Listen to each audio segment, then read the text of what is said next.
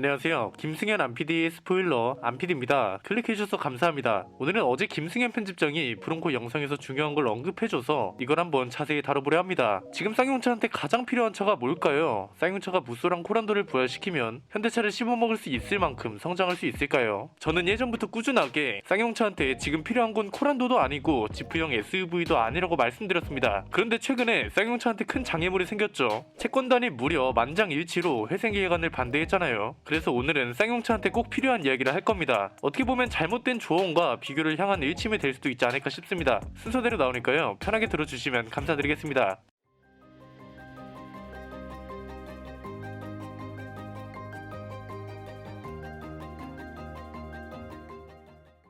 자, 일단 오늘 내용을 이해하려면 배경이 조금 있어야 합니다. 최근에 쌍용차 채권단이 회생계획안에 만장일치로 반대했죠. 이게 좀 충격적일 수밖에 없는 게 어떻게 한 명도 안 빼놓고 나는 이 회생계획안 반대일세 이런 의견을 냈는지 모르겠습니다. 물론 그렇다고 해서 쌍용차의 운명이 완전 끝난 건 아닙니다. 얼마 전 영상에서 정리해드린 것처럼 회생계획안을 반대한 가장 큰 이유가 변제율이 너무 낮다는 거였는데 쌍용차는 변제율을 높일 수 있다는 가능성을 열어뒀거든요. 그러니까 끝났다는 말보다는 조율 중이라는 말이 더 맞다는 거죠. 그런데 일단 변제율이 어떻든 인수를 어떻게 성공했다 치자고요. 인수를 한 다음에는 차가 잘 팔려야 할 거잖아요. 왜? 지금 쌍용차는 인수만 문제가 아니죠. 수천억에 이르는 적자는 어떻게 할 것이며 인수 과정에서 빌린 돈들은 어떻게 갚으려고요. 이것만 문제인가요? 차를 많이 팔려면 그만큼 열심히 개발을 해야 하잖아요. 차 개발에 필요한 비용은 또 어떻게 할 건가요? 저는 이런 이유들 때문에 쌍용차 문제를 심각하게 바라보는 사람 중 하나고요. 어느 하나 만만하게 볼 게 하나도 없다고 생각하는 사람 중 하나입니다. 긍정적인 이야기도 많이 하긴 했지만 마냥 희망적인 이야기만 원하는 분들은 그런 영상만 골라서 보시면 될 것 같고요. 저는 오늘 쌍용차한테 절대 해서는 안 될 권유나 조언 그리고 쌍용차가 만드는 순간 폭망할 수밖에 없는 차에 대한 이야기를 할 겁니다. 이건 크게 세 가지로 나눠서 설명할 수 있습니다. 첫 번째는 쌍용차는 지금 코란도 같은 차가 전혀 필요 없다는 겁니다. 흔히 지프형 SUV라고 말하고 아저씨들이 생각하는 뉴 코란도 같은 차, 한마디로 남자다운 SUV를 말하는 거죠. 쌍용차한테는 지금 이런 차가 전혀 필요 없습니다. 쌍용차가 이런 차를 지금 만들 이유도 전혀 없고요.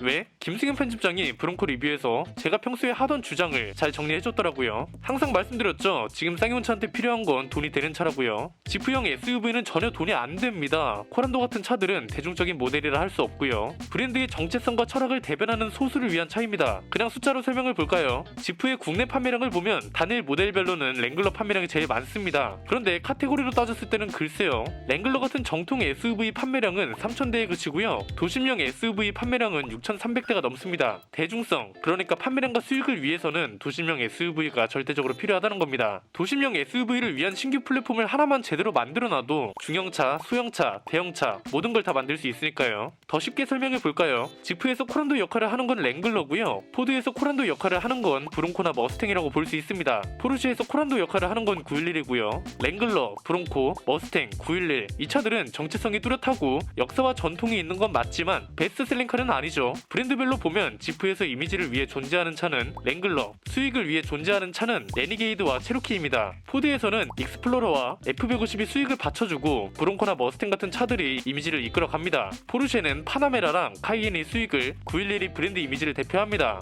얘네가 돈에 눈이 멀어서 대중적인 차를 만드는 걸까요? 그게 아니죠. 이 차들로 돈을 벌어야 911이랑 랭글러 같은 차들을 개발하고 유지할 수 있잖아요. 쌍용차는 그래서 수익을 보장할 수 있는 차를 먼저 개발하고 팔아야 한다는 거고 지프형 코란도를 만들어라? 진짜 쌍용차를 생각한다면 이렇게 말하면 안 된다는 겁니다. 두 번째는 코란도를 부활시킨다고 주장하려면 우선 과거의 명성부터 머릿속에서 지워야 한다는 건데요. 아마 코란도를 부활시켜야 한다는 사람들은 뉴 코란도 때의 명성과 기술력을 머릿속에 떠올릴 가능성이 큽니다. 그런데 냉정하게 생각해야죠. 지금 벌써 흐른 세월이 몇 년인가요? 2세대 코란도가 96년도에 나왔으니까 무려 26년 전 이야기잖아요. 이만큼 세월이 흐를 동안 얼마나 많은 발전이 있었겠어요. 당장 어제 영상으로 보신 브론코만 해도 그래요. 겉에서 보기엔 굉장히 투박한데 그 안에 들어간 기술들은 전혀 그렇지 않잖아요. 차축 제어부터 LSD고 뭐고 이제는 버튼 하나로 간편하게 조절을 하고 심지어 버튼을 누르면 차가 알아서 똑똑하게 제어를 합니다. 랜드로버처럼 막 음파 탐지기 같은 것까지는 바라지도 않습니다. 랭글러랑 브론코급만 돼도 첨단 기술을 요구하잖아요. 코란도도 정 부활하고 싶으면 적어도 브론코랑 랭글러 수준의 기술이 필요하지 않을까요? 그리고 또 하나 중요한 건 요즘 나오는 지프형 SUV들은 설계도 굉장히 똑똑하다는 겁니다. 이런 차들은 외관에 잡다한 걸 정말 많이 달 수 있어야 합니다. 보조 라이트부터 시작해서 윈치,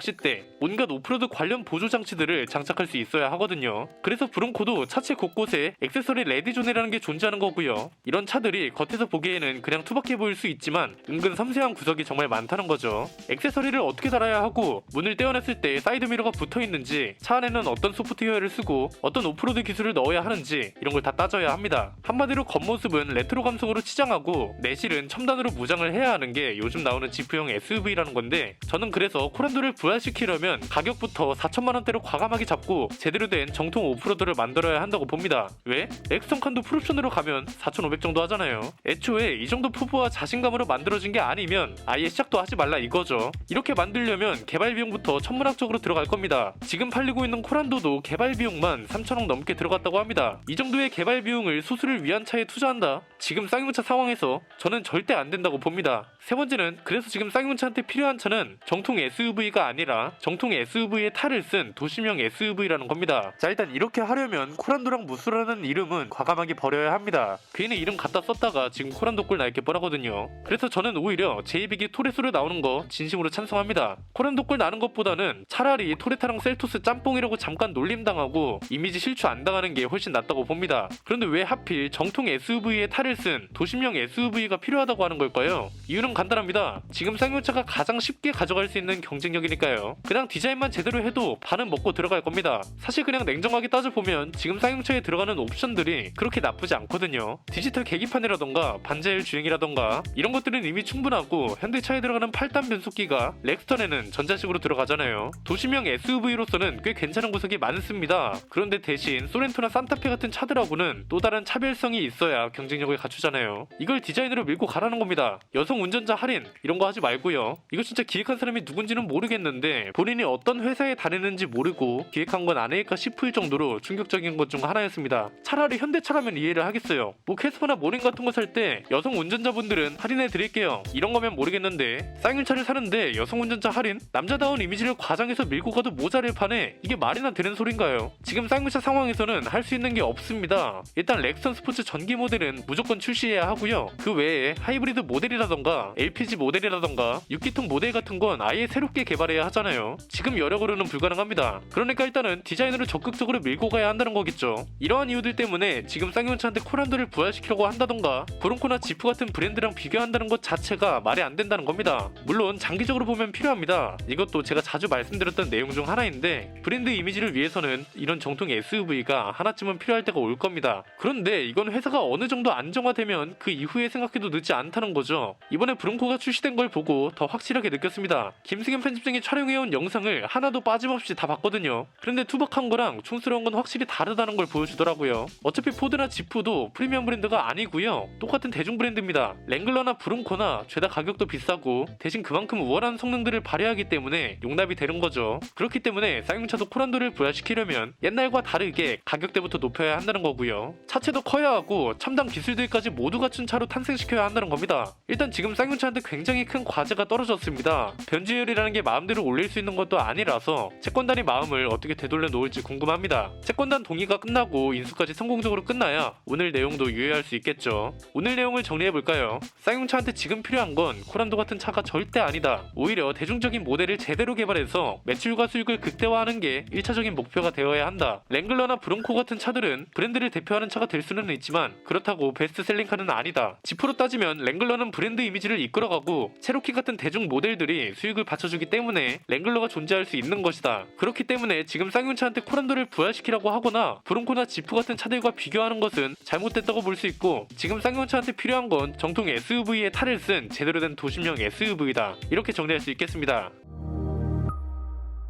오늘 내용은 여기까지입니다. 앞으로 이런 기업 동향 이야기도 가장 유익하게 스포일러 해드릴 예정이니까요. 구독과 좋아요, 알림 설정을 통해 가장 빠르게 받아보셨으면 좋겠습니다. 안PD의 자동차 백과 쌍용차가 절대 만들면 안 되는 신차 편애였습니다. 감사합니다.